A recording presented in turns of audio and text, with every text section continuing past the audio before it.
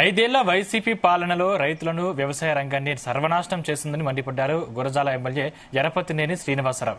NDA ప్రభుత్వం అధికారంలోకి వచ్చిన తర్వాత వ్యవసాయ శాఖ రంగంలో అనేక మార్పులు చేపట్టామని తెలిపారు. పల్నాడు జిల్లా దాచేపల్లి పట్టణం నడికుడి వ్యవసాయ మార్కెట్ యార్డులో రేపు ఉదయం రైతులతో కిసాన్ మేళా కార్యక్రమం జరగనుందని తెలిపారు. దీనికి సంబంధించిన సభా ఏర్పాట్లను ఆయన పరిశీలించారు. ఈ కార్యక్రమానికి రాష్ట్ర స్థాయి వ్యవసాయ శాఖ అధికారులు, శాస్త్రవేత్తలు, మంత్రి గొట్టిపాటి రవికుమార్, ఎంపీ కృష్ణదేవరాయలు తదితరులు పాల్గొంటున్నారని తెలిపారు.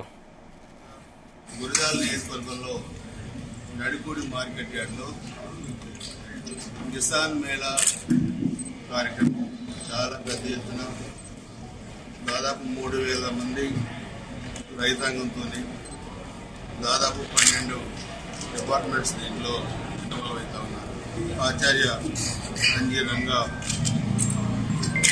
యూనివర్సిటీ వాళ్ళు, ప్రొఫెసర్స్, సైంటిస్టులు, అదేవిధంగా agriculture department, horticulture department, sericulture department, animal husbandry, అదేవిధంగా డైరీ డెవలప్మెంట్, ఫిషరీస్ డిపార్ట్మెంట్, ఏదైతే అగ్రికల్చర్కి కనెక్ట్ అయిన డిపార్ట్మెంట్స్ ఉన్నాయో అవన్నీ కూడా రేపు కిసాన్ మేళాలో